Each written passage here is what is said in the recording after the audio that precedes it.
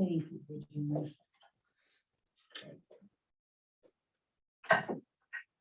Good evening and welcome every one of you to the Southwell Council meeting.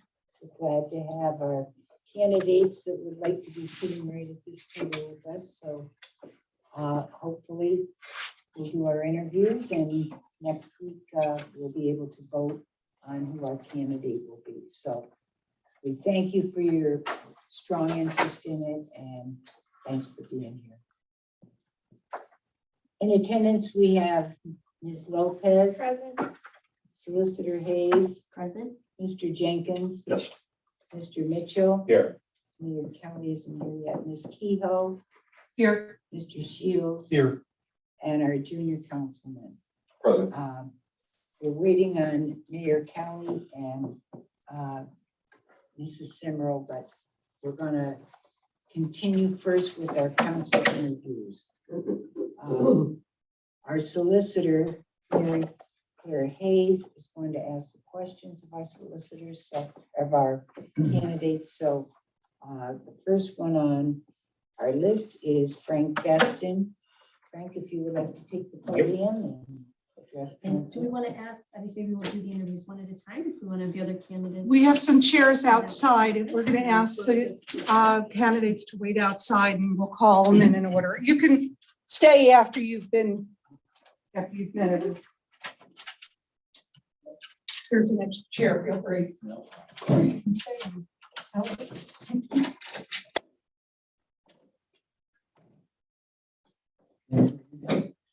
No, you sure? as long as you're not a candidate, Artie, you got a good seat there. Thank you. Nice to see you. You're Claire Howard. Harry's here. Good, thank you. And now I think everyone here is familiar with the fact that you previously served on council. If you could just share with us what prompted you to put your name in for council's considerations. Sure. You want to start off with my name? Right, we got your resumes, but if you would like to Yeah, fill us for the in a record. little background of what you did for council. My name is Frank Beston. I live on Coronation Drive. I'm here tonight to be interviewed for the position of the empty seat in council. One of the reasons I want to go back on council is when I was on council, I was able to accomplish a lot of jobs, a lot of projects. I started them, I completed them. Would it be okay if I read some of them up here? Absolutely. Okay. Security for this, I'm up here. Absolutely. Okay. Security for this building. Glass windows. We had bulletproof glass put in down in the police station. And the borough building, or the office buildings, we had bulletproof glass put in, steel doors. You could no longer walk into the office. You have to be buzzed in. Then we also have some cameras to see who's filling up the thing. And once it was completed, Virginia and Jen were able to put, they retired their bug spray. They got rid of the bug spray. So. We did. Somebody gave us cans, the DPW gave us cans of wasp spray. So if we had an emergency, then we could use them. Sorry. That's it. I started the LED project. I got in touch with the representatives from PPNL, and we went around the borough and we got them to change all of the lights in the borough to LEDs, which is brighter and it saves the borough money because they're all LEDs.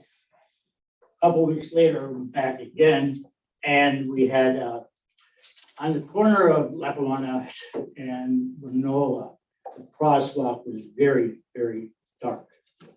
And again, I got back with this representative from PPNL, and we got them to put a light over the crosswalk because that was an extremely, extremely dark spot. The agility program.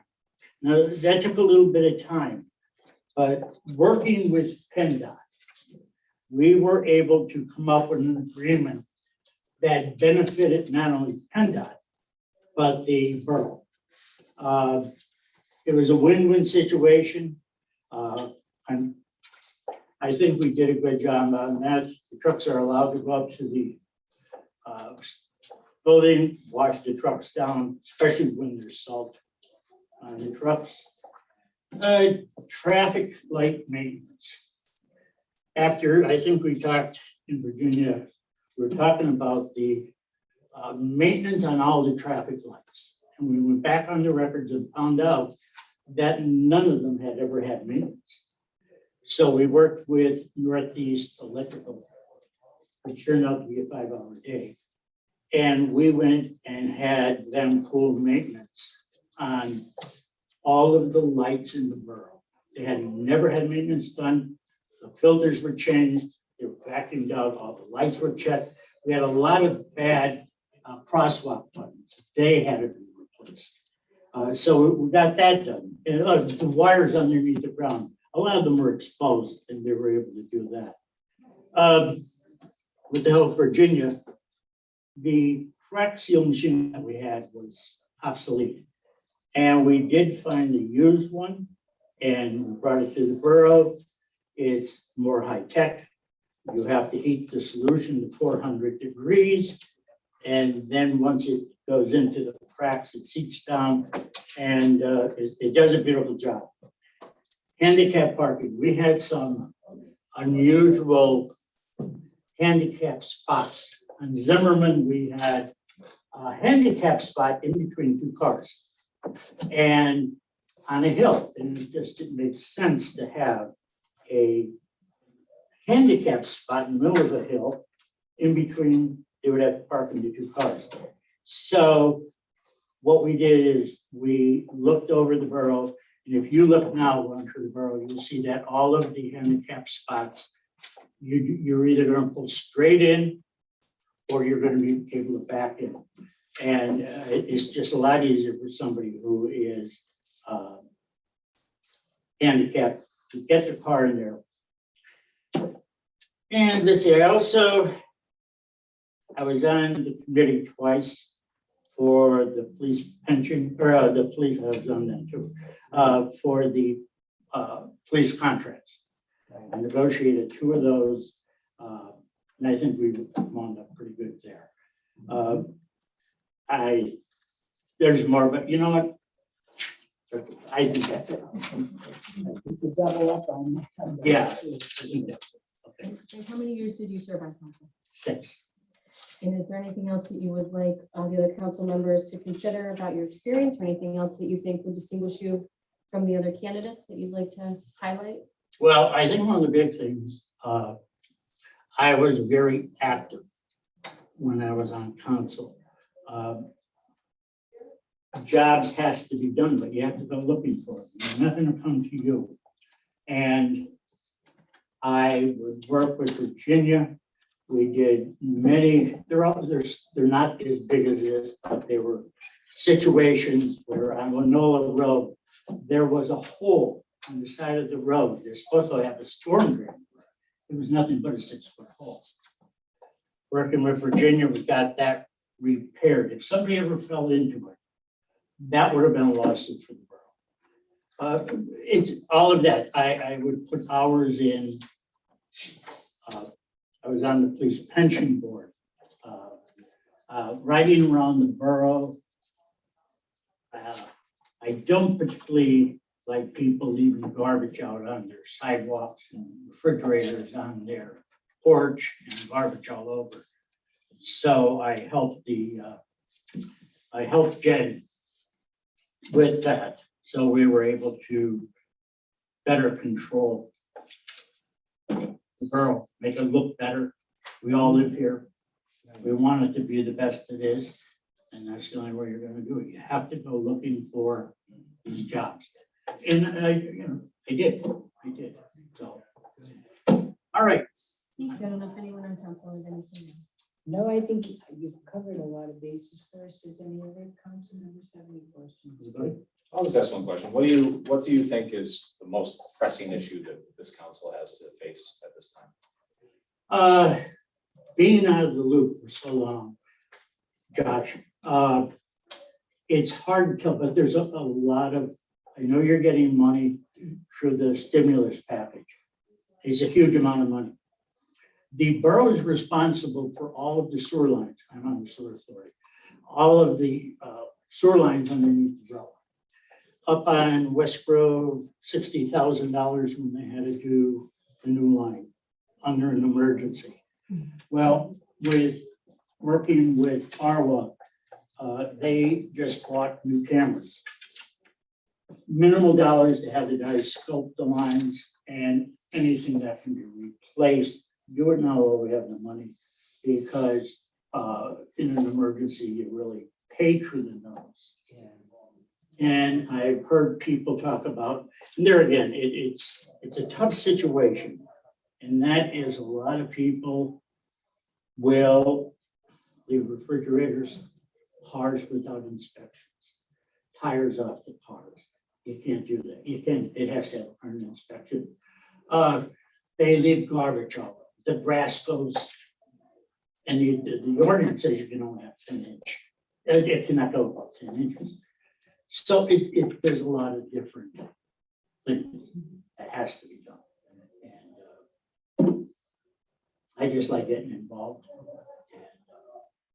And hopefully we'll see what happens. All right, anybody else? Thank you. All No, right. thank you very much. All right, Frank. Judy. You're welcome to stay Oh, okay. if you'd like, now that you've had your turn. Okay. And I'll go get Erie.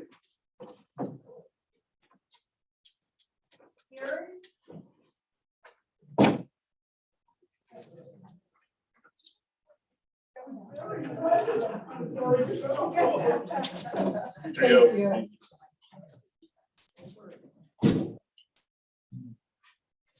Good evening. Hi. So I know council had an opportunity to meet you recently. So I was just going to ask if there was anything else you wanted to highlight or share about what prompted you to put your name in now for consideration of a position on council. Well, yes, we have done this before, so nice to see you again, and congratulations, Mr. Mayor.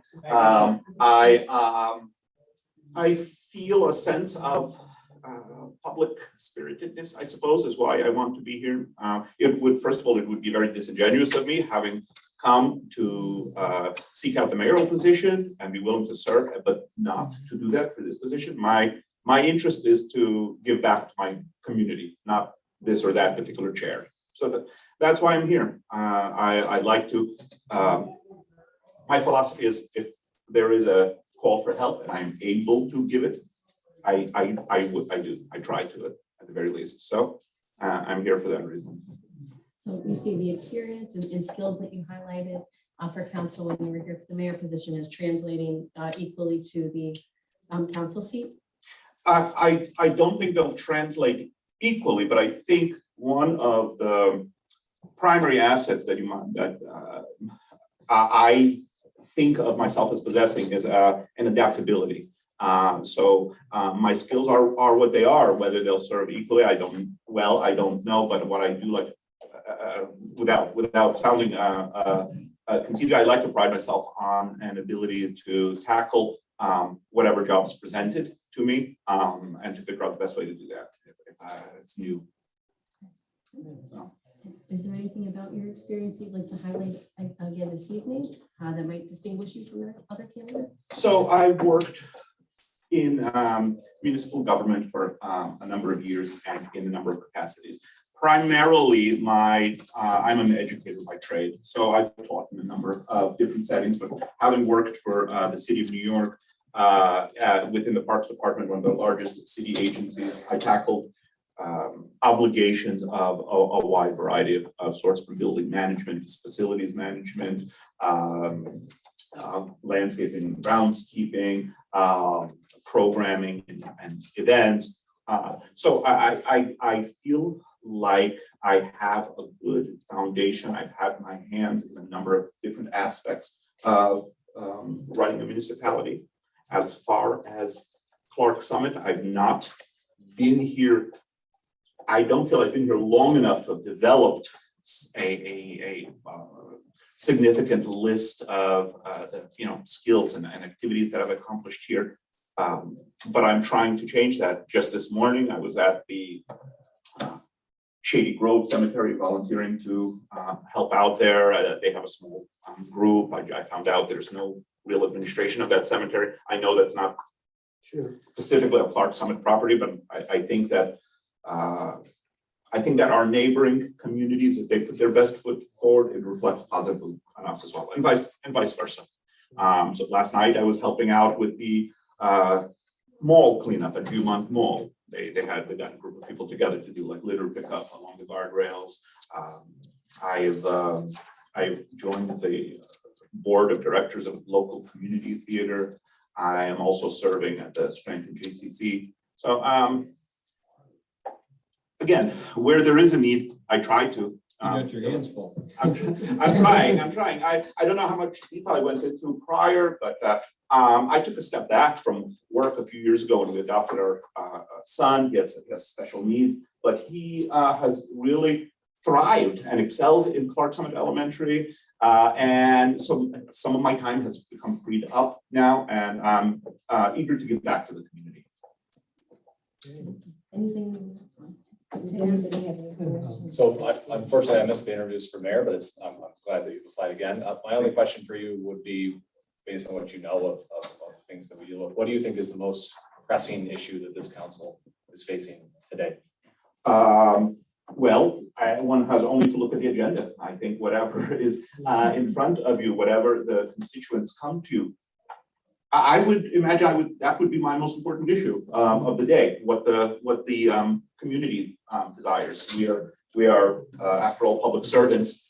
We serve at their pleasure, and for me, what would matter most is maintaining those open lines of communication, being a conduit for issues from the public to this body, and to work with them on resolving them. I'm eager to learn what it is specifically. I'm speaking generalities because I haven't been in office yet, but I'm eager, should I be selected, to sink my teeth in. If I had to guess, I would say public safety. It would be top of our list. I know primarily the mayor works with the police department, but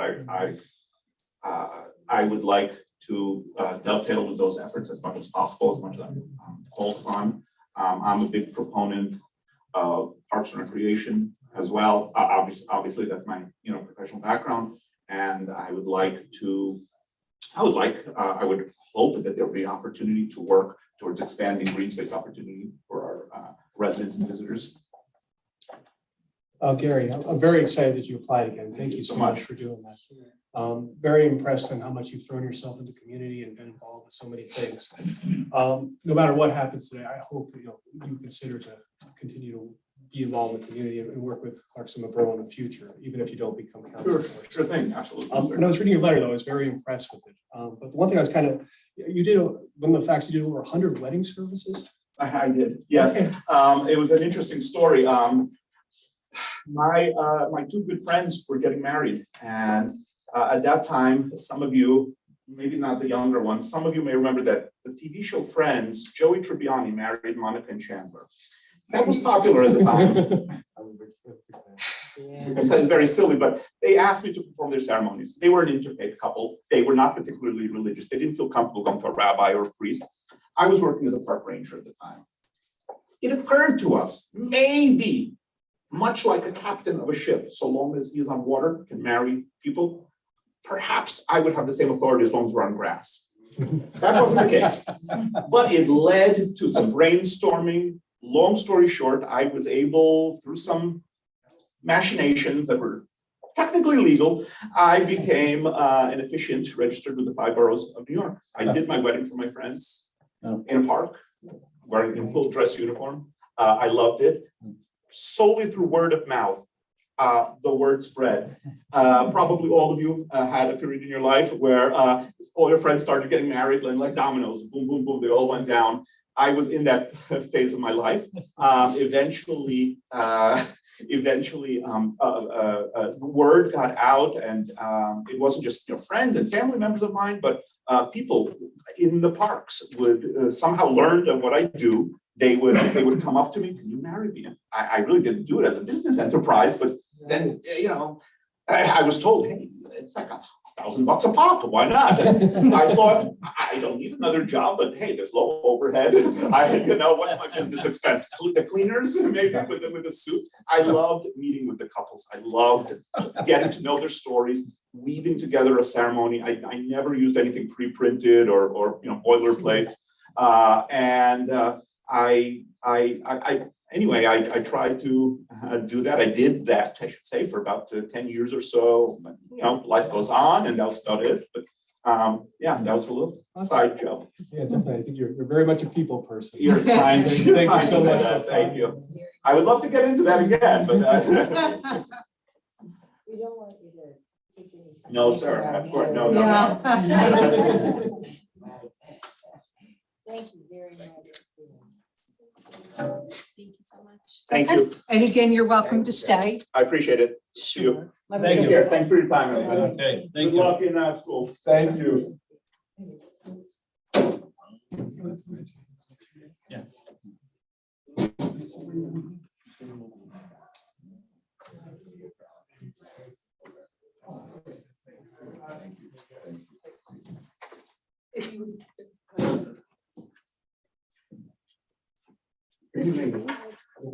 Thank you for being here to join us this night. If you could just introduce yourself to council and share a little bit about your background and what it is that prompted you to submit your name for the consideration. My name's Gene Hallinan. I've lived in Clark Summit for over 20 years.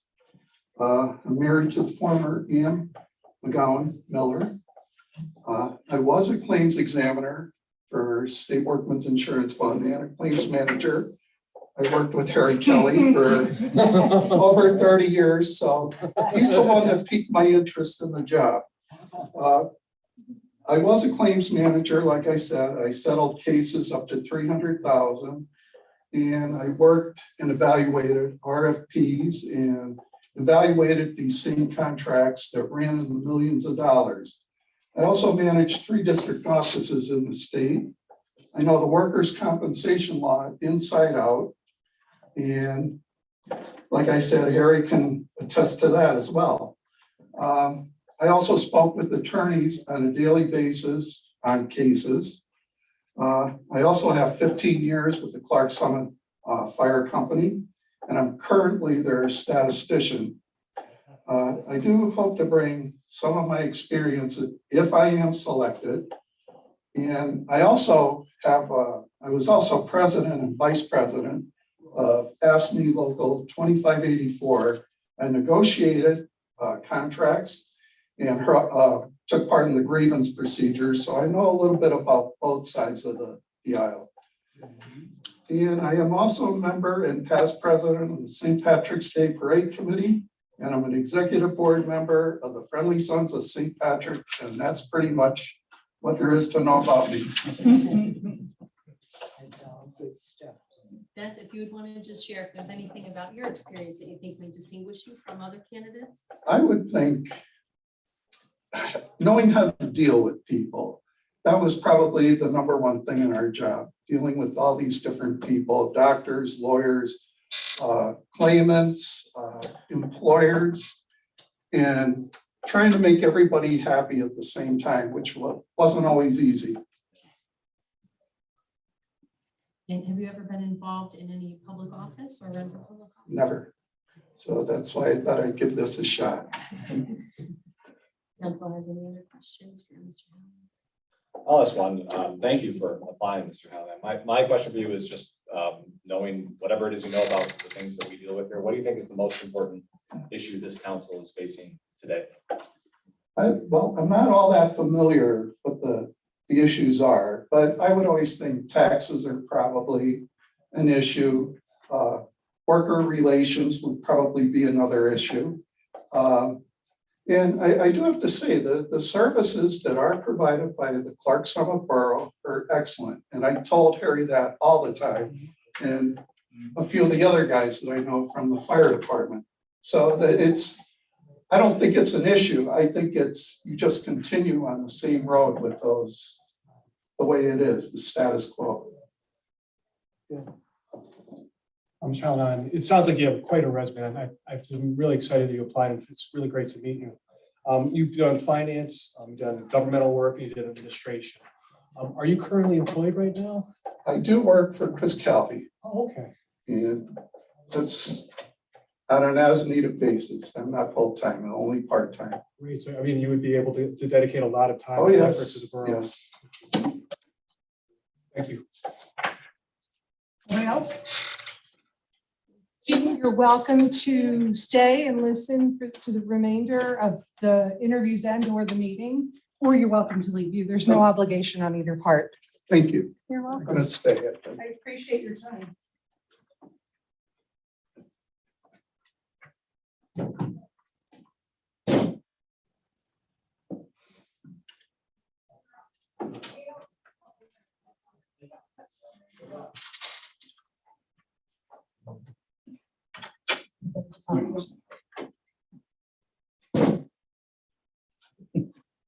Evening, everyone. Evening.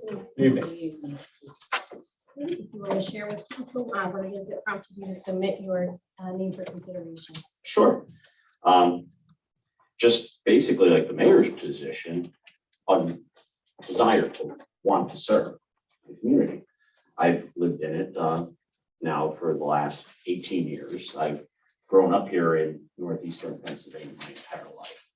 So my major in college is political science. I've always had that want to get in there and kind of get my hands dirty, but the timing just wasn't right. My son, when we first moved up here, was initially diagnosed with autism.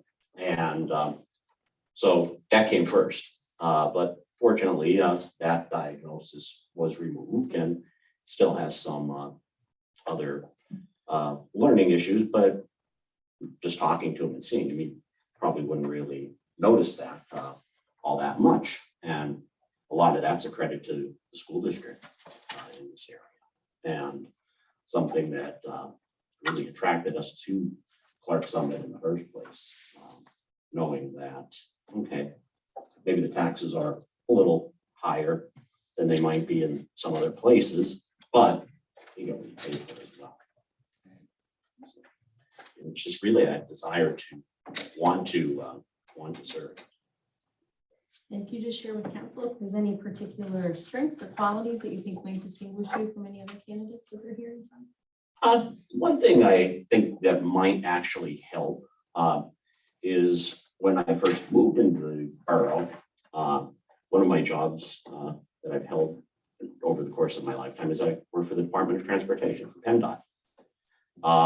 I know roads are definitely an issue in the borough, and people either calling that they got a pothole or they need paving or something like that. So I have a little bit of a background in those materials and things like that. And I think if any of that kind of stuff came up within the budget, I would be able to know exactly what it is we're looking at, curb cuts, things along. Thank you. If any council members have any other questions. So, Mr. Guzzo, thanks for being here. I unfortunately missed the last work session, so I didn't get to be here for your interview, but it's nice to meet you. Same here. So my only question is, knowing, what you know of the things that we have on our agenda month to month, what do you think is the most important issue that this council faces today? I would say, looking at the economy today, definitely keeping things as far as taxes low, but still being able to provide the kinds of services that the people have come to know by living here. What really kind of attracts them, I think, to this area is the decent job that everyone either on this board or prior boards have actually put into play. And so definitely, again, economics, making sure that we're able to still continue, again, giving people the services they want and without breaking the back of the taxpayer. Mr. Guzzi, I was on the library board with you a few years ago, and I know how hard, you're very much involved in community, hard worker. Can you talk about your community experience and what you would do if you were on council? Sure. As I had mentioned with Bob, I did serve on the Abington Community Library Board. I was the recording secretary on that board, as well as the vice chairman. So a little bit of leadership and as far as working on that body. Also the Shade Tree Commission. I think I was probably on one of the first Shade Tree commissions here in the borough. I had filled in some pretty big shoes for Charlie. I'm going to murder his last name, Busalacci. And I know Charlie was one of the founding members on that board. So then working with Molly Philbin and Donna Zagrapin, and Josh, seems eluding me, Art right now. Just some great people, and they're the kind of things I think that really make the borough a special place. I mean, people just think, oh, trees. I mean, but no, they have a purpose, and taking care of them. Even when I do my own things on my own property now, I can kind of remember back to some of the things that I learned there. And again, there I got to serve as the recording secretary and vice chairman with Donna at the time. And it's just experience that you can never replace. I mean, and I feel that I have that ability to work with in a group setting, just like this, because I've done it already. Thank you very much. Anyone else have any other questions? And again, Steve, you're Thank you so welcome to much. stay. Congratulations, Mayor. Thank you.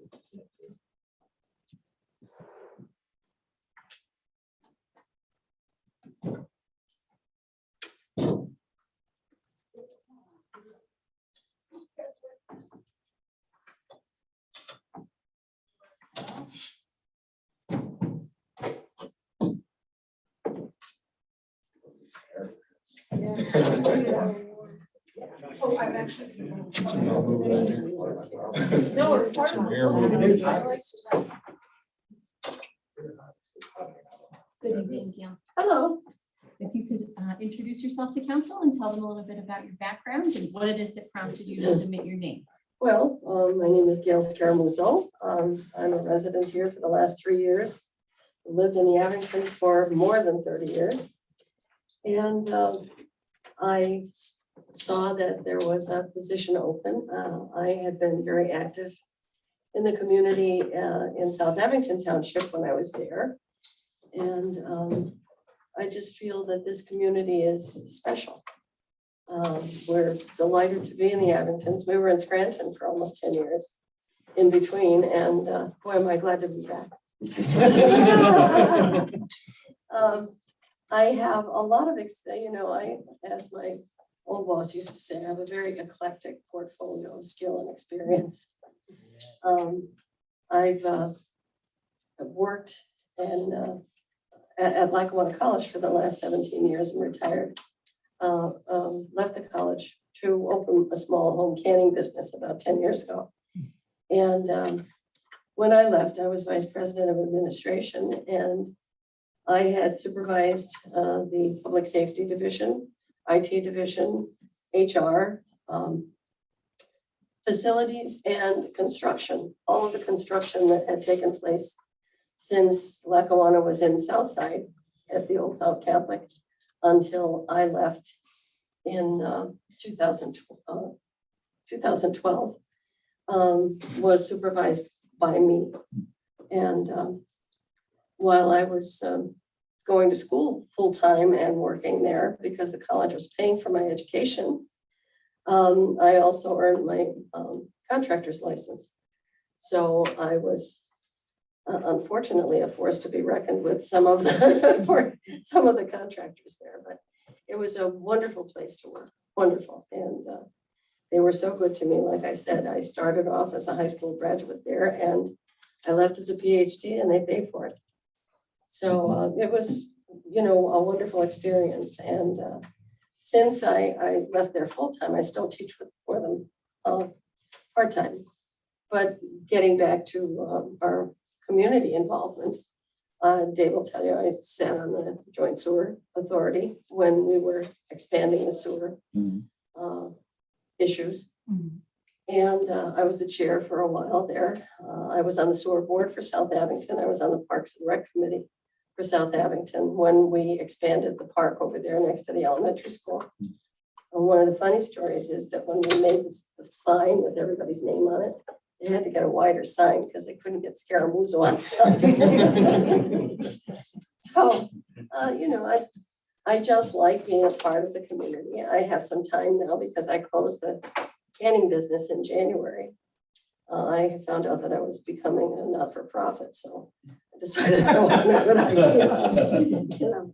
So, yeah, if you have any questions, please, you know, I'd be happy to answer anything that you got. Dr. Scaramouche, I must say that being a PhD and your resume is amazing. I mean, you're being the Park and Rec Board, Sewer Board, auditor for South Abington Township. That was a long time ago because the auditor's position that I was doing, I could have been elected again, but I recommended that they get an accounting firm because, you know, it was a very archaic method and I wasn't comfortable for them. You know, I thought you've got to do this better because you're expanding. They started off when they had about 3,000, 4,000 people, but it was up to 10,000 at the time. And you just can't have two people signing a check and thinking it was wonderful, you know, so. And you're definitely I cross-trained. ruined my job. Yeah, you have a lot of things you can do, but what kind of skills and benefits do you think would be most beneficial to the board if you were put on council? Well, I mean, you definitely get involved in grants and, you know, application for grants, administration for grants. I'm certain that you get involved in creating ordinances and making certain that, you know, they're legal. And as you know, I've had a lot of experience with our corporate counsel, with our human relations counsel. And I think that I have enough experience to be an asset, you know, in just in several of the different areas, you know, in your public safety, HR, IT. I only know a little enough to be dangerous in IT though. And I mean, I'm certainly willing to learn and I just enjoy giving back, you know, and I have time now, so. Thank you so much for. Oh, my pleasure. Okay. So I'll just ask one final question. Based on what you know of the things we have on our agendas here month to month, what do you think is the most important issue that we have as a council today? I would think that your, you know, your funding is one of the most important things. How you obtain grants, how you spend grants, how you technically and legally get involved in the application and the administration of them. I think that you have a huge responsibility.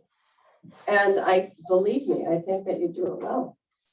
You know, just as a resident, I watch you maintain your trucks, maintain your community, and you do a great job. And I just like to be a part of it. That's all. Okay. Thank you. Thank you. Sure. Thank you so much. Thank you. Gail, as I told everyone else, you're welcome to stay, but there's no obligation to stay at this point. Thank you. I'm Okay. gonna take, my poor husband will take. All right. Have a good night. Thank you.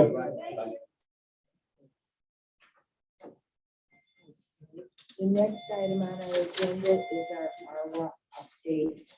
And we have John Pulo and Lauren Frank Elliott. Wilson and Larry Sloan.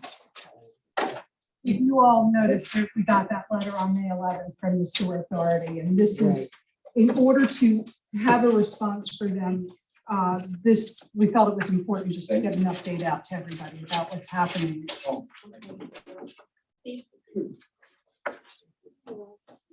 Thanks. Thank you.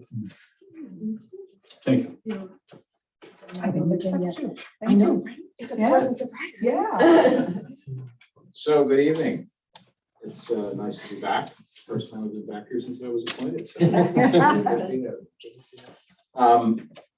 I don't know how you want to conduct this discussion, but I decided to put a presentation together so that you could at least get some background and some overview on the process we've been going through with regard to this issue surrounding the connection request from the state hospital, actually from DHS, since this is a Commonwealth of Pennsylvania owned facility. And in a nutshell, these folks have a problem.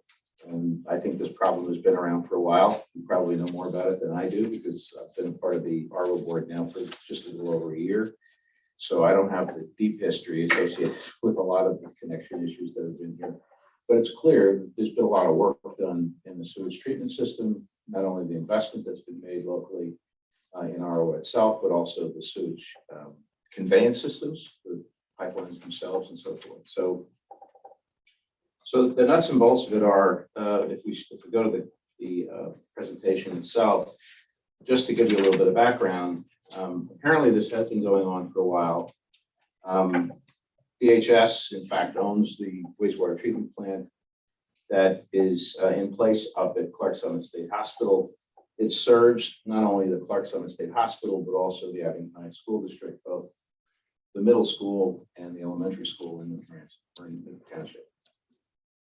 Difficulty here is that over the years, there's been a series of studies that have been taking place to demonstrate this facility, which was erected in the 1950s, brought online in the 1950s, is well past its useful life, out of compliance for all intents and purposes, and a significant investment would have to be made to either bring it back into compliance or abandon it completely and build a new facility or connect to another system.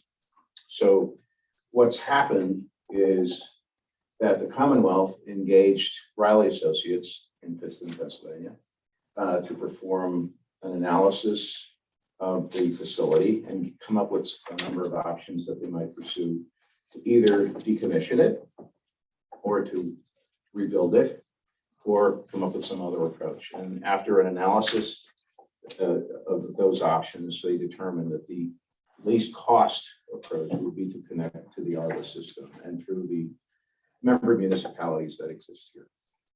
That's that ARWA services. So the report that was issued by Riley was issued on the 22nd of January last year. Things move slowly. And that obviously Riley had access to the public documents associated with ARWA's hydraulic capacity and the Chapter 94 reports that we file and so forth. So they had a pretty good fix on the overall capacity of the plant. What they did not know and what needed, and there's really two parts to this. One is the hydraulic capacity, in other words, how much influent can the facility handle by itself. And you can imagine that changes, especially on on rainy days. There's a lot of discharge going through that plant or inflow going into that plant. And then there's also the organic loading issue, which is really the nuts and bolts of it. So you really have the two, and they are connected because the higher the inflow, whether it comes in through the hydraulic side, ultimately gets processed through the facility and affects the quality of the effluent that's coming out. So we have to be very careful about balancing those two. So on the surface of it, Riley determined there was sufficient hydraulic capacity associated with the ability of the plant to take in the influent, but they weren't clear on whether the organic loading could be handled, the additional organic loading. So what they proposed was to do a paper re-rate study of the ARWA facility as a way of creating a basis for connection. We had a proposal from DHS to effectively do that. They actually proposed to fund the study itself, but the implication would be that if we chose to go forward with the re-rate study, then it would give them the aegis to basically say, you've agreed to the connection. And it's just not that simple. So what we really wanted to do was take a time out and try to make some sense of what the steps would be, what process we would have to go through to make a good decision for CSSH and the school district to come online into the RWA facility, given all the other things that need to be reviewed. So what we did was come up with a plan, basically a stage gate approach that would allow us to collect the data that was necessary, step by step, and evaluate the key elements affecting the connection decision. And I've listed them here. There's quite a number. Obviously, one of the big issues is infiltration and I&I, essentially, which has to do with the leakage of water that should go into the storm drain system that goes into the sewer system. And if you saw our monthly charts, every time there's a rain event, this young lady in the back gets pretty shook up. There's still nothing going out into the creek, though, correct? We have not had an event. Okay, that's And that's the biggie right there. yeah, That's and definitely a lot of that has to do with the investments that we've made over the last several years, especially the connector that was put in through South Abington Township and so forth. So there's been done a fair amount of work done on the I&I side. So what we wanted to do was look into I&I, the infiltration and infusion. We wanted to look at the other risks to not only RWA's connection for a corrective action plan and 537 plan, but also the new load that would come about as a result of having the hospital and the school system connected to the municipal system. And this is an old plant. And we were actually pretty concerned about the validity of the data that we would receive. So we wanted to dig a little deeper into that. And we've asked for a lot of data. We've received a lot of data. We still have more data to receive. There's an I&I study going on right now because the system itself, as I mentioned, is old. There's a lot of leaks today. So there's a fair amount of water going into that system that shouldn't be going into the system. So we need a very clear understanding of what that's all about. We need to understand what the enrollment projections would be for the school district, as well as the capacity. What the capacity requirements would be for the hospital itself. What we've learned recently is that in addition to the beds that are currently occupied, there are some buildings that are going to be repurposed for other purposes that would result in not just in the nascent use of the facility for its original intent, but for other things that would again bring into service some additional requirements. So we know what that's about right at this stage. We also need to know what the build out projections for the municipalities are going to be over time, which is really a very important element of this overall plan. We had original data going at least 10 years old now. Yeah, when the original permits were filed. So even though Act 94 plans are filed every year, it would be good to really get a good ratification of the actual demand that we would see on the system going forward. Reality is that there may be less development anticipated in Clark's Green, for example, or even Clark Summit. South Abington, we know, is growing at a much greater rate, but developers are very clever. And what you'll see potentially is more commercial establishments. You'll see more multifamily housing units, things of that nature, which could actually increase the EDU load for the facility beyond what was projected 10 years ago.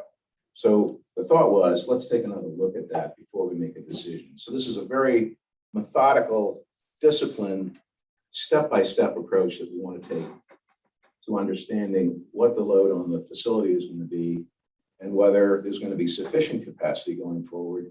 The last thing we want to do is put any of the municipalities in a position where they can't issue sewage building permits simply because there isn't enough sewage capacity. We all remember what that was like a few years ago. So, so in addition to that, the whole issue of the re-reg study, and there's a whole series of administrative events that occur after the decision would be made to connect, if in fact it would. And they relate to things like permit modifications and agreements of service and things of that nature. So we're at the stage where we haven't promised anything to the Commonwealth. What we've said is we're going to take a look. And the letter that we sent out was essentially an ask for input so that we could come up with a sufficient data compendium to make a good decision about where we're going forward. So if you look at the next page, just to give you a sense of the detail that's gone into this planning. It's pretty methodical. I won't go through it, it's very long. But you can see, I think that the committee and ARWA has put a fair amount of thinking into the detail steps that would be necessary to come up with a good decision. And our choice would be to come back to you with the output of that and say, here's where we are. We'd like to be a good neighbor to the schools and to the hospital. By the same token, we want to do it in a fashion that would certainly allow for continued growth and service to municipalities that are connected to the system. So then we're not really committed 100% to the state. We're not committed at all at this stage, and we've told them that. Yeah, we've said, you know, this could end. We could go through 40, 50, 60% of this project plan, and it'll still end in a decision that we're not going forward. It puts them in quite a bind, I might say, because at that stage, they have to either decommission the plant and build a new one or find some other way to repair it. Mm-hmm. And the interesting part about it is that the costs to accomplish that from a construction perspective are about the same as the connection costs to ARWA, believe it or not. Mm. But the difference is the operation and maintenance of the facility Oh, yeah, no. would be on them. Right. So we've actually proposed an alternate solution whereby the connection might be avoided by having them build a facility, and perhaps ARWA could look at taking the operational and maintenance component of it and take that risk off the table for them. Mm. And That would be a much simpler. it would be simpler for us, Yes. but a lot harder for them. Yeah. This is real simple for them. Yeah. Oh, yeah, yeah. Right? Well, Yeah. basically what they're gonna have to do is they'll have to build their own pumping station. Yep. To get it up there. Yep. And they're gonna have to do something with the lines that are there. Yep. They'll have to increase it in size, I'm assuming. Okay, so there's some construction there. They'd have to build new lines getting into probably the South Abington system with a pass-through capability into Clark Summit and No. then finally into the ARWA. Were they talking more of Winola Road or going up through and Winola inside Road. the country club? I believe it was Winola Road. Yeah, Going straight down Winola Road then? yeah, right. Okay. Now, are they gonna have to do one pumping station or two? Not sure yet, but I think it's one.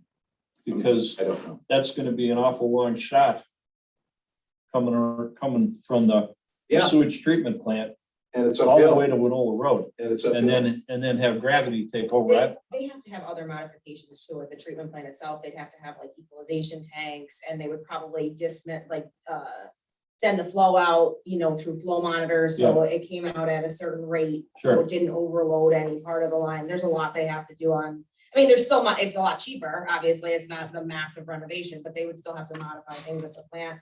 And they would still need someone to maintain those things and operate that as Yep. well.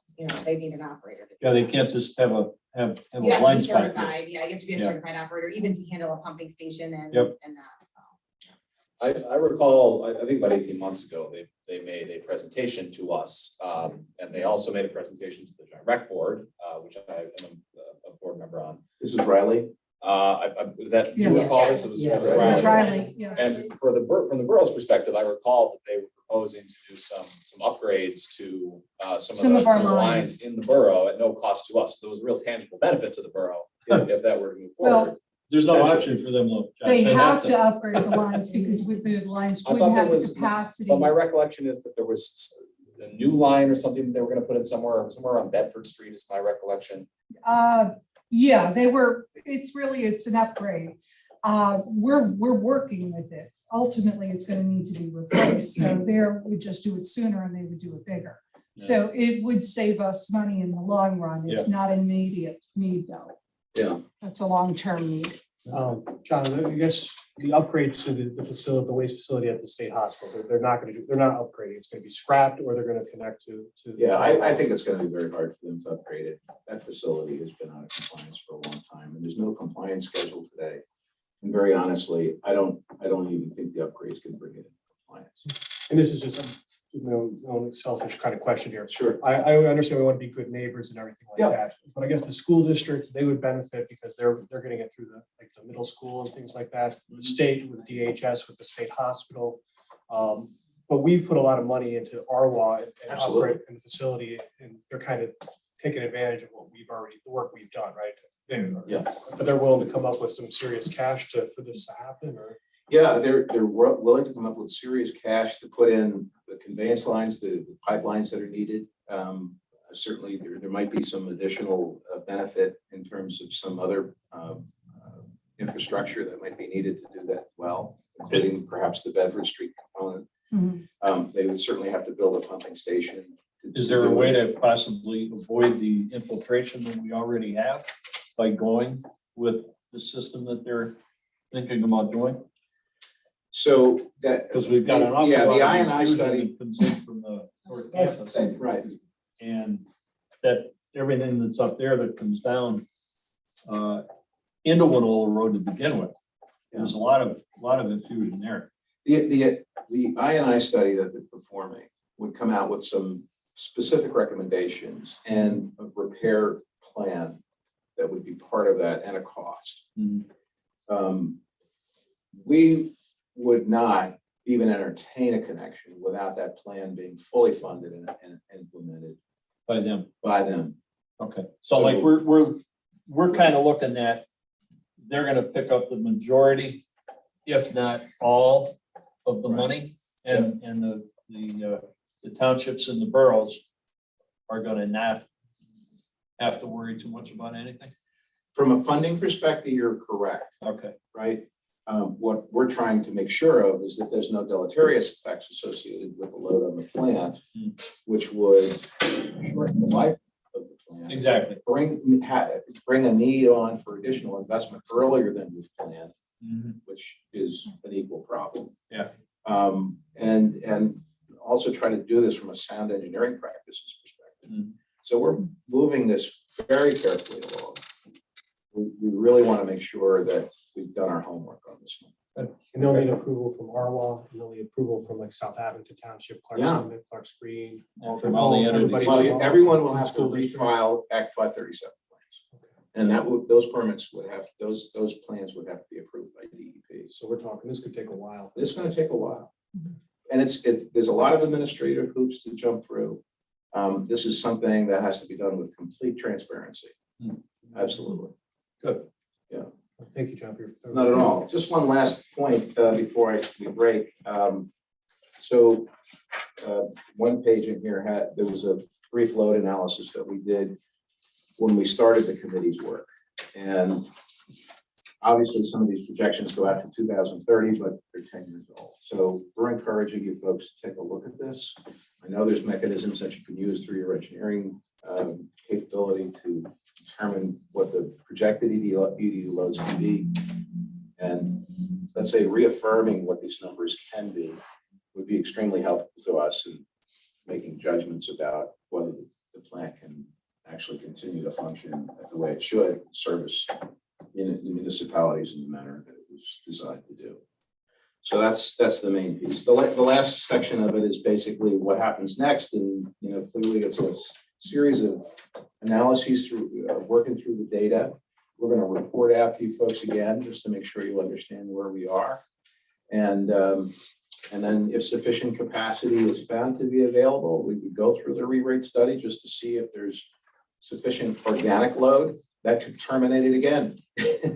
So again, that's why it's a stage gate based process. We won't say yes until we can say yes, and certainly want to get the buy-in from the municipalities to make sure that we're making a good decision and that we're not getting ahead of anybody. Okay? Thank you. Any other Very good. questions? Thank you. We need Yeah. to summarize for Laura, I'm speaking for Lauren, so correct me if I misspeak.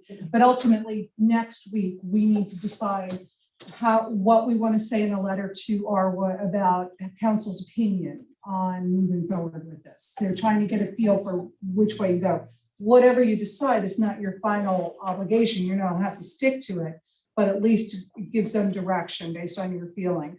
So that's what we're going to ask for next week. And then the other thing that they're asking for is our build out projections. And I've already had Bob Makeley working on that. Okay. So that, but we're trivial in this thing. Clark Summit's growth is trivial compared to, you know, right. So we're really kind of irrelevant with that. But anyway, we're ready on the build out. Next week, we'd like council to give a final opinion. Great. Thank you. Thanks. Appreciate your support. Thanks for your time today. Yeah, thanks for the report. Very good. Lauren, Thank you. thank you. Thank you. Madam President, if I could just real quickly.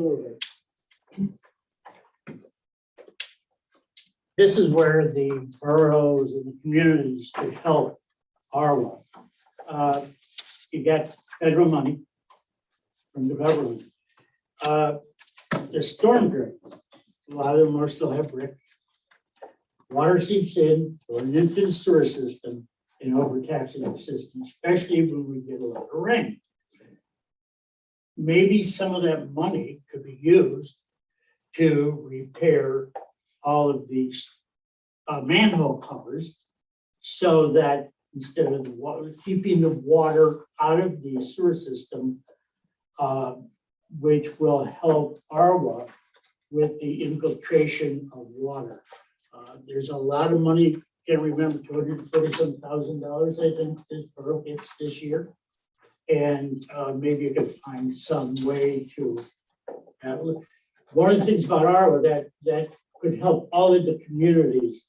Arwa has bought a new scoping system and they're willing to rent it out to the communities. Minimal, how much? Just, it's $30 for the operator, and then if two operators have to come, it's $60 for the hour.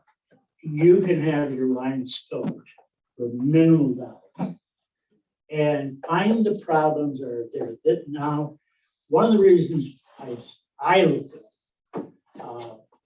this is a $5.5 million project. That's a lot of money for the community. And if we could do it, it'd be great. But I think everybody has to work together to try to do as much as they can to correct all of the water seepage going into the sewers. So maybe there's something to be discussed and, you know, you help, maybe we'll be able to get this thing completed. All right, thank you. Thanks.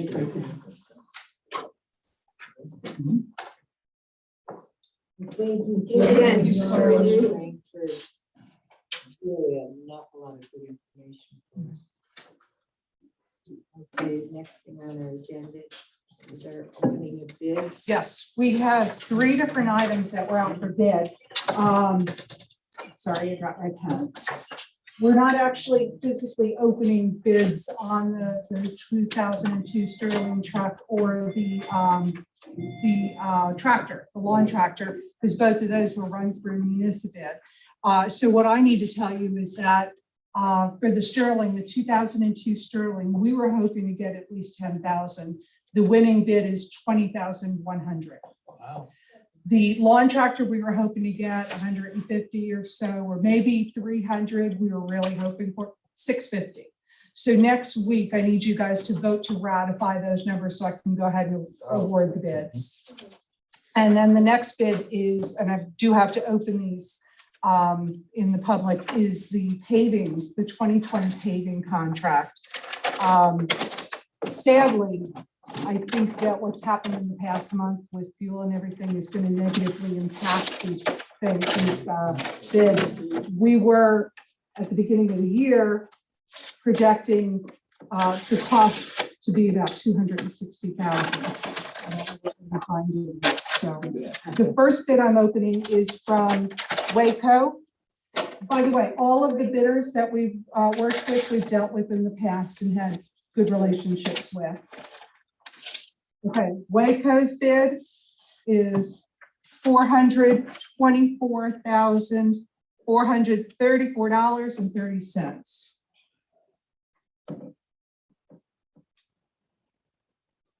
Okay. Next bid is New Enterprise.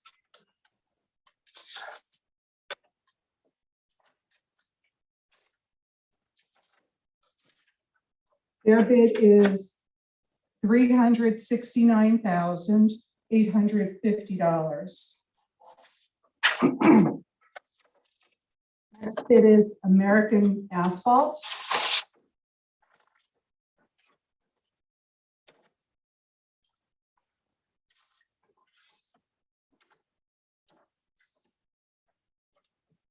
Their bid is $394,812.50.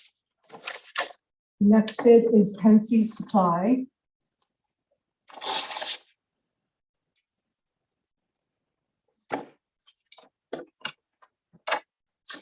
Their bid is $288,950.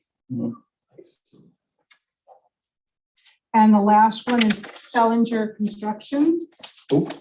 Fellinger, F-E-H-L-I-N-G-E-R. They're out of Shavertown. Okay. They were affiliated or bought out Pioneer, I think. Okay. And their bid is $635,475. I'm actually thrilled that we have a bid for $288,000. I was getting nervous. Yeah, Pensy is a good company to work with. We have, like I said, any one of these companies we've worked with in the past, and they've all been reasonable to work with. We haven't had to, charge assess damages to any of them. They've done their work. So I will have the engineer review these bids, ensure that they're complete, and if so, then I'm going to recommend Pensy be awarded the bid next week. How much we budgeted, was 280 we budgeted? We budgeted 260. 260, So we're really pretty good. I'm thrilled. I was expecting so much worse. And we can use the federal money, right, for off We can revenue? use, we have 260 put aside. Actually, we have a little bit more. We have 300,000 put aside. So we have for enough this. then to cover this. So we have enough money. If we needed, we could use some of the COVID money, the COVID infrastructure money for this, and that would allow money in our general fund for other purposes that we weren't projecting for this year. That's great, thank you. Okay, thank you, Virginia.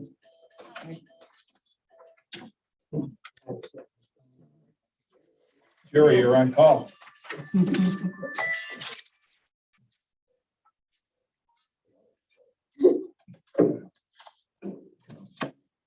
Next thing on our agenda is our CDBG projects.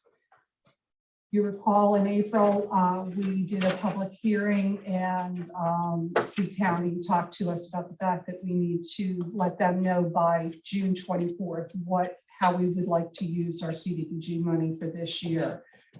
So What was the total amount that we were? I don't remember the exact, but it was like 85.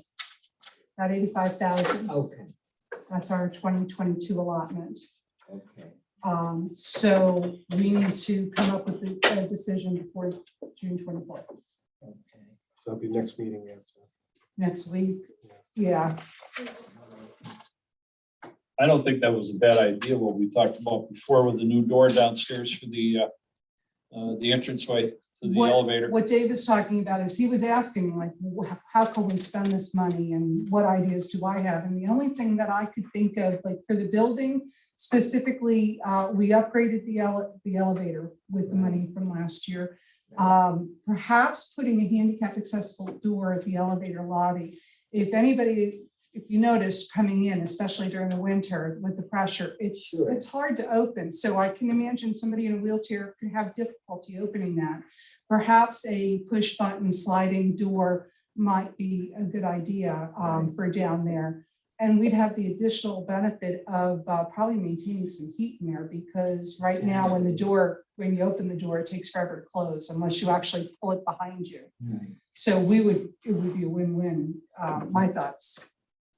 Okay, maybe check into that, Virginia, see what the numbers will come up with. Next item is our noise ordinance. So everyone knows this is something that's been in discussion and in the works, and I'd say it's still what I could only call in the work. So what is attached tonight is the same draft that I had provided last time. After our discussion, there were some changes that I know Bob wanted to take a look at. So this version is the version that I had previously submitted to council. I know Bob's has some changes and there's some lines marked out to indicate what the changes are.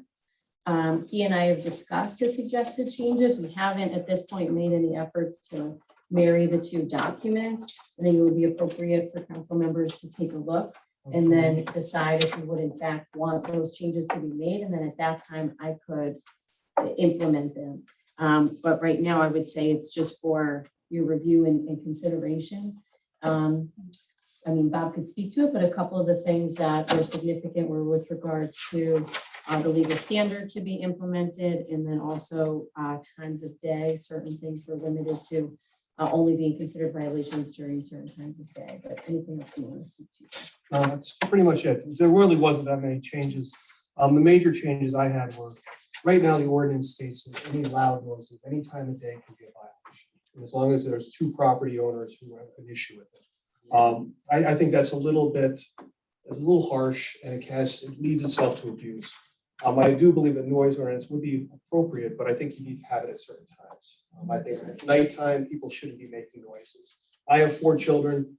They make noise, they yell, they shout. One of the violations right now is written right now, any noise disturbance in a residential area that can be plainly audible across a property line at a distance of 50 feet from the source shall be a prima facie evidence of a violation of this ordinance, not otherwise exempted herein. And that's at any time in any manner.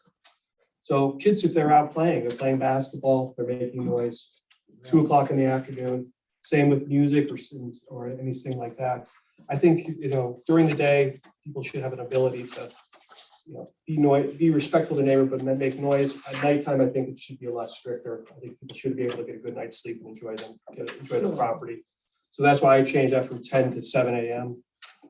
Yelling and shouting, again, engaging in loud or yelling, shouting, hooting, whistling, or singing at any time or place in such a manner to cause a noise disturbance across a property line is a violation. I have that from 10 p.m. to 7 a.m. Additionally, I have some concerns regarding engine brake retarders. Is that the Jake brake stuff? Or is that something? Yeah, And and that's something, Bob, just to be clear, I know we had discussed the need to change that because I knew you were looking at it. I just sent you what I had as was till we had an opportunity to discuss it. That does need to be changed, and I have the language from Virginia that we would put in. Yeah, and I think that we had squealing tires and rapid thought. Right. The lawyer in me is if I can't really understand or articulate a violation, I'd rather not have it in there. Finally, I think the big one I have is the Section 7. The burden of, I guess they refer to this as the prima facie, and I talked about this before. Prima facie violation is just the testimony that alone establishes a violation. The burden of proof shifts immediately to the defendant.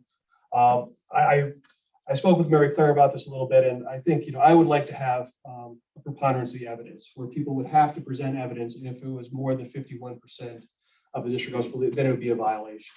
It wouldn't be just somebody claiming in that alone establishes a violation. I think we had discussions with Chief Yarns before about how he didn't really want to be in the middle of this. He was concerned about the credibility if he went in there, and at the end of the day, he's not a resident. So I think we have language in there saying that we have 2 residents instead of 1 resident. And I think that's important to have that. I took out the part where they had 1 police officer and 1 resident because I think Chief Yarns explained in the past, sometimes residents would come to him with complaints, but they would not go in front of the magistrate for whatever reason, and he was kind of stuck there in a situation. So I would ask that we have 2 residents make the complaint along with 1 police officer if the police officer observes and he thinks it's appropriate to bring a violation. And finally, the other thing, I think we already put that in there, is that people would get a warning. It wouldn't be something that would be sprung on people. People would have an opportunity to correct any behavior which is offensive to their neighbors.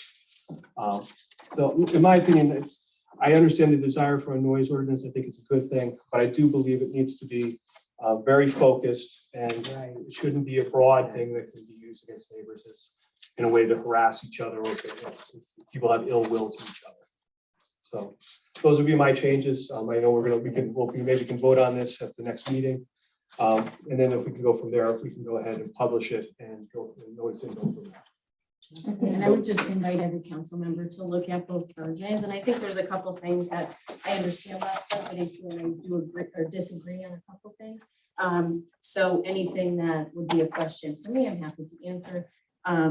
For example, limiting the times, I think that's certainly appropriate in certain instances.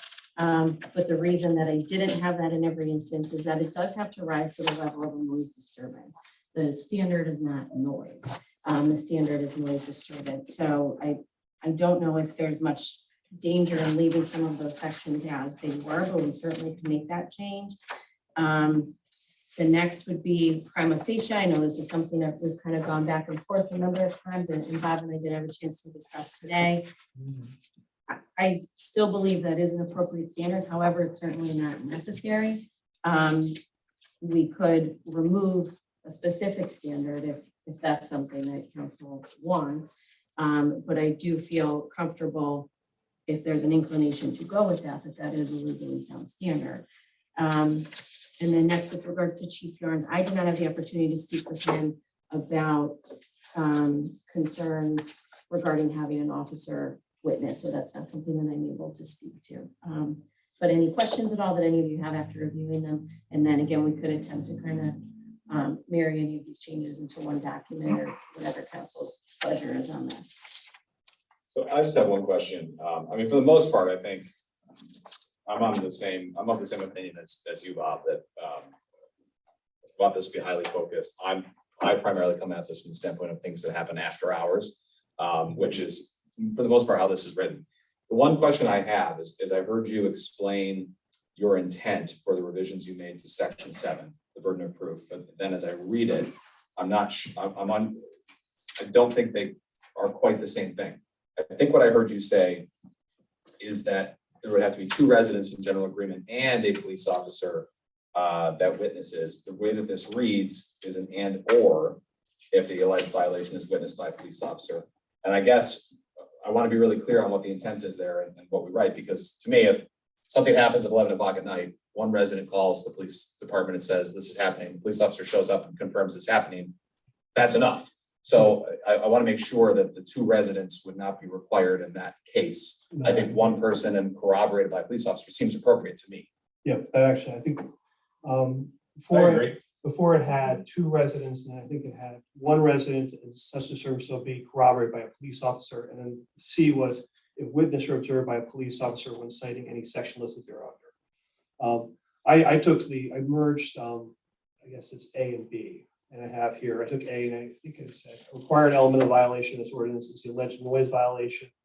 And I should have just 2 or more residents who are in general agreement as of the time and direct duration of the noise reside in separate residents, including the apartments and condominiums located within the same building, and or if the alleged violation is witnessed by a police officer. So I think the police officer, particularly with the ones with the vehicles, I think you're not going to get 2 residents to observe a vehicle violation. So I think you just having a police officer is fine. I think my concern was the fact that if you had a police officer, requirement for a police officer and a resident, the resident may not show up, and then the police officer is on his own. If the police officer chooses to do it on his own, he can do it. But I believe I have, but I would like to put like may here. So it's at the police officer's discretion. Okay. Or 2 residents. So I think that language, Mayor Claire, probably we need to look at and tighten up, make sure that's really clear. But I mean, for me, that would be the intent from my perspective, that if a complaint is made, it's corroborated by the police officer, that is a violation. And that's the way that it should end up reading. So I agree that's appropriate. I think it would be more. I think so too, just or. Just take out the So that and or just put this and make it specifically for. And what are we doing on the Jake bricks? That language I do have from Virginia, I didn't make any changes to what I last proposed until I know Bob wanted the opportunity to look at it, so then. Okay. The Well, so we're language that still I gonna gave go her with is- we're still gonna go with the litany from the state. restricting them where we are allowed to restrict them, but not restricting their use on the hills because the state will not allow us to. But we already have a. So going down Jake Brake Summit ordinance. Hill, we have no control over that. Coming down Little Road by the VFW, we have no control over that, No, but we do 100 yards before that. correct. The ride, when you're coming from Haven to Yeah. up until almost the VFW, that whole area can be regulated. Well, But once you hit the slope, is it in force right now? we do have the law. Because it's happening right now. We have the law. Okay, That's okay, police. okay. All right. That, your answer was good enough. We have the law. And in town, they can't do it in town. On State Road, we have no control, no. On State Street, it's the state. road. So they can use the Jake brakes on State Street. I believe, State roads is I rolling. have to double check the ordinance if I recall, because it's been years. Right in the middle of town. It goes on all the time. I know. My window right Yep. there. I can't open my window in my It rattles, office. yeah. It's way I too hear it. loud. Okay, and we can't, I've got to go back and look at the ordinance. I forget whether State Street, I think that all of State Street is state determination, but I Is- could be wrong. I don't remember what it says. is there any way we can petition the state to have an exception to the rule? We can certainly ask. I will. I mean, bet my bottom dollar they're not gonna listen.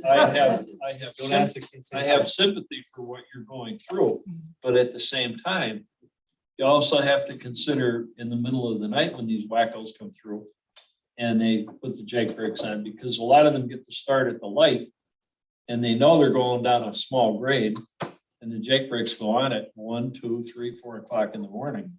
I mean, I will send everybody a copy of the existing Jake Brake ordinance, right? So In that the you borough. know, right, the existing one in the borough, which is state approved. okay, And then because I'm Yeah, saying yeah, I don't yeah. think so, but I Yeah. could be wrong, so I'm so Okay. sorry. no, It- that's not a That was problem. like 2007.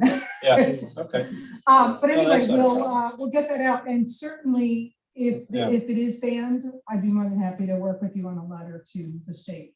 okay, Okay, thank you. sure. There's one other noise related topic I just wanted to raise and see what folks think about. My recollection of, again, where we started this draft, going back almost 2 years ago, there had also been discussion about fireworks. There's no mention of fireworks here. That would be, I think, if we wanted to add something, it would be a little bit more unique around days, I would think as well. I'm just asking the question, if there is any thought to add something related to fireworks to this or not. It's something that we certainly could do. In terms of a borough-wide ban, that would obviously be something that's more extreme, or you're talking about just limiting times of day or dates or things like that? I mean, I think will all experience this in the next month or two.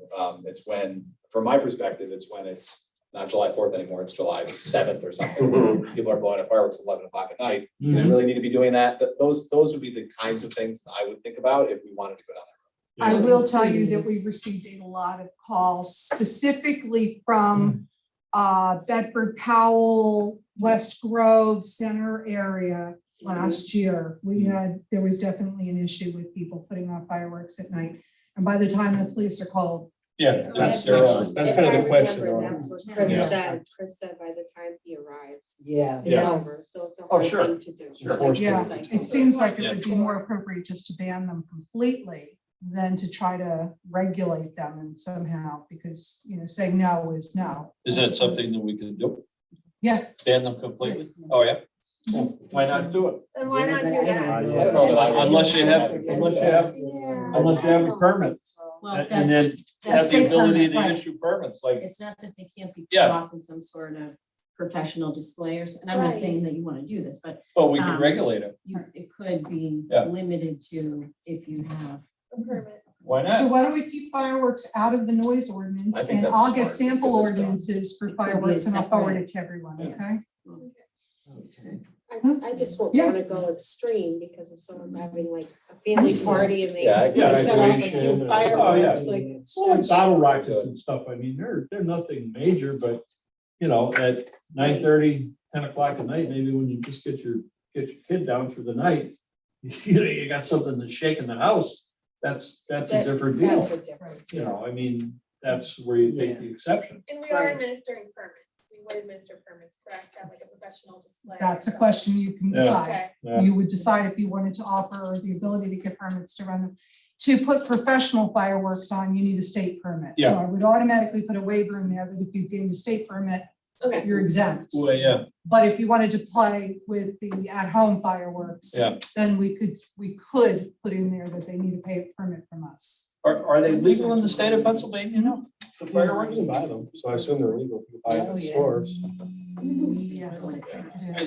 Yeah, I don't know, because some of them are like the cheap South ones. Carolina. Yeah, the cheap ones, and then, you know, yeah, like you said, as you're coming up 95 corridor, Yeah. they've got them all Less over. chance for the place. fireworks. Yeah, oh, I think so. Yeah. But I'm just looking at the fact that our July meeting will be after the 4th of July. So we'll definitely know how we feel about them then. oh, yeah. See what the residents think, and if it's an issue or not. Yeah. Maybe Brooke might make sure that there's something in the paper to let We got people know to that we're burn talking about ordinance to get this. through, too, so, Get the feeling from the people. what they think. Yeah. That's a good idea too. Yeah. I like them until March Feedback. 3rd, they're putting the shoot them off. You know, I've heard some. The next one is our, burn ordinance. Right, we've had a number of residents come in to talk to us. So what I did was I included a copy of our existing burden ordinance. I sent council a number of sample ordinances for you to consider. We need to decide next week if we want to do anything, and if so, what direction we want to move in. So just wanted to bring that up and review. I didn't print all of the samples, just because this was getting unwieldy as it was. But if you go through your email, if you need me to print them, I will for you. But just to go through them and get some feeling for how you want to go. And you said you had people come in. Was it all for the same incident or different It spots? coincidentally, it was two different neighbors from two different neighborhoods. Okay, that's what I thought. Yeah, the one, there was several neighbors here. And the other one, it was just a letter from one neighbor. And that was a whole different location. That was a Okay. different scenario too, because that was a small fire pit that was conceded by the homeowner. It was Right. just a small fire ring that he Right. had. As opposed to the one that had a 6 foot by 6 foot pit and they were burning trees. Right. So I mean, I guess we can maybe just like, the consensus is we're okay with small fire pits, so like people doing Right. s'mores and just having a campfire outside in the backyard. Right. The big ones were kind of, that's the ones that for more issues or. And I think another issue that came up was the length of time of the permit as well, because it was a full year. Full So year. that's something else to Yeah, consider. that- But see, that's the thing, if you're going to if you need a permit to have a fire pit in your yard, you don't want to have to renew that every week. Right, You want to have a year-long one. yes. That was the purpose. And then the origin of goes back to people burning trash, which was legal at one point, and they needed a permit, but it had to be once a year. And the, Because they do it all the time. and the majority of people that we give the permits out to, they don't abuse them. No. I mean, Or is there certain sizes? you get that the it's not people even who don't get the necessary to permits. get? They're the ones that abuse them. If we're gonna ban a large size fire, then I don't think we need to change the length of time of the permit. If we're gonna allow something like what happened, then I think it does make sense. If it's just a, one-off where I have a lot of yard waste that I can't get rid of, I want to burn it. Okay, you got a permit, it's good for 3 days or something. That When I- might be the way to go. And a comment to that, when I lived on Carroll Drive, alongside our house, between the shed and our house, we had a pit. And the pit was 5 feet wide by 8 feet long. And we used to cook chickens over there. And then whatever else, there would be wood that fell off the trees that, the residue would be in there, and we would burn that. And on occasion, we'd get a good fire going there, and we'd just throw the baked potatoes in wrapped in aluminum foil. 2 hours later, everybody in the neighborhood was buying, we were having dinner. So there are people that do have the oversized pits that don't get carried away. But it's the ones who really abuse it are the ones that don't go for the permit. Well, the other thing I think we should look at are some prohibitions of certain kinds of things. Someone was Oh, talking yeah. about the Yeah. fire pit being full of Like leaves. plastics. No one should be burning leaves. I mean, if we're talking about things that, produce a lot of smoke. Yeah. Or, you know, fume, noxious fumes, certain kinds of waste and garbage. Plastics and rubber. Those are already banned. Yeah, okay. Yeah, So then we're the all trash right with that. ordinance covers that you can't burn certain things Yeah. that should be recycled. Yeah. So that's covered already. Virginia, would you know how many people, how many permits were issued for? I have no idea. Supplier You company. gotta talk to the chief on that. I can ask the I chief to think, get oh, that. let's see, I can tell you close. I just got a permit the other day and I'm number 15. Oh, 15. So only 15 permits in the world. Okay, yeah, we're almost halfway through the Yeah. year. So. Right.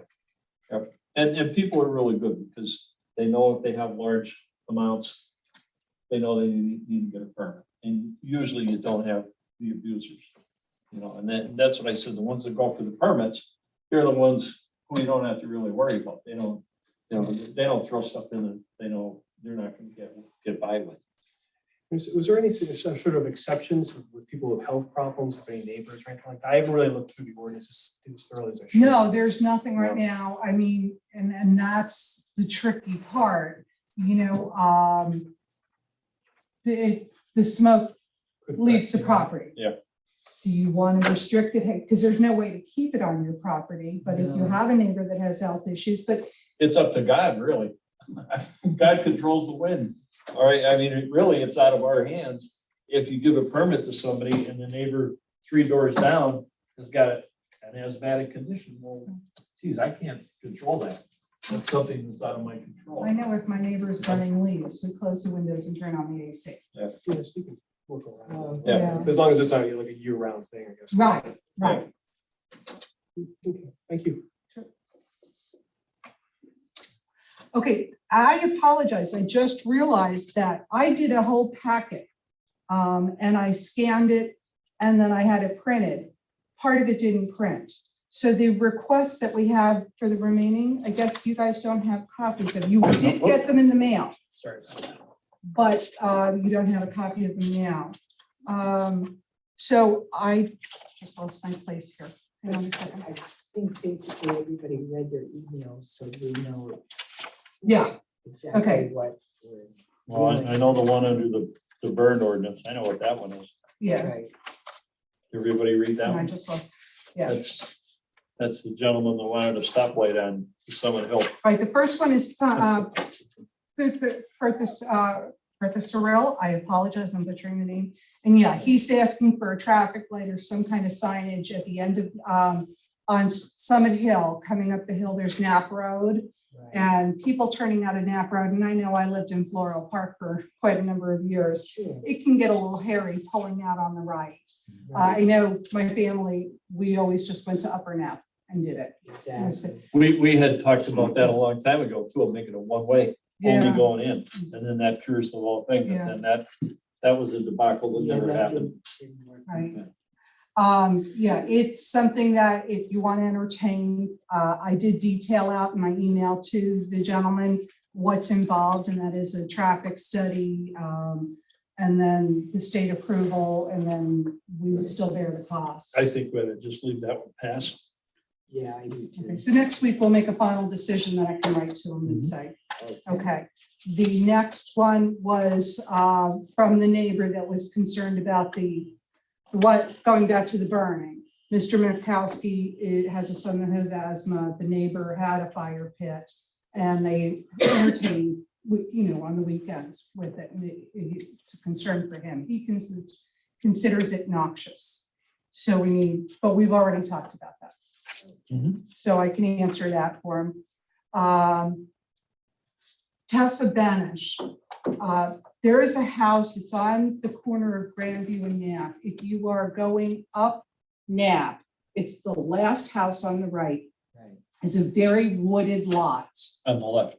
Yes, I'm sorry, on the left. Okay. Yes, it's a or if you're turning off of Grandview, it would be on your right. Right. It's a very wooded lot. It's always been a wooded lot. They never cut Right. down the trees when the house was put in there. Right. It's a very wooded lot. The Tessa, the letter was basically saying that she was concerned about the trees and the woman is not wealthy and was there some way that we could help? I don't know how we want to deal with that. CBDG money? Private property. Yeah. She could apply for something through CDBG. And We she's can't also do it for her. elderly, correct? If I remember. Yeah, but the thing is, it's not the homeowner that's asking, it's a neighbor. Yeah, that's. So, I mean, we could find out how the homeowner feels about it. We cannot put our money or our manpower on private property. But we could find ways to assist her if we want. If you would like, the first thing I could do is I could reach out to that property owner and see if they want help. I say first get her consent to see if she does only want a property. Yeah, because I know that some trees that have come down, she's had people cut them up and then Take the they wood. just, no, Oh, they can take the wood, but She just lets them lie. it just lays there and then it becomes. it rots. The thing is, if a property has never been maintained, there's no obligation to Yeah. maintain it. Yeah. You know, if it's in its natural state, Yeah. then it's fine. Exactly, So we yeah. have like a weed ordinance, you can't let weeds grow above 10 inches, but if you have a property that has never had Yeah. a lawn, Exactly. you can't then say that, you know, they have to cut down the weeds. It's a different scenario there. Right. And there are community groups who might be willing to Yeah. step up to the plate to help her out too. Okay, I will definitely reach out to the homeowner and let you know next week what. A good example of that would be anybody from Baptist Bible. I know they used to clamor Oh, yeah. to try to help yeah. people out, That's you know, good. as Okay. college projects that they had to do so much community service. That would be a great place to start. The next item is something that came up since our last meeting. The DPW approached me. They were picking up brush and they were having a great difficulty on Thurston. It's a very small street. It's a very narrow street. And it is right behind the Patel Retina Institute. So unfortunately, a lot of people park on the side of the road. And you cannot pass with the cars there. And there are times where our plows and or our big trucks have not been able to get through. They've had to back up and come back another time.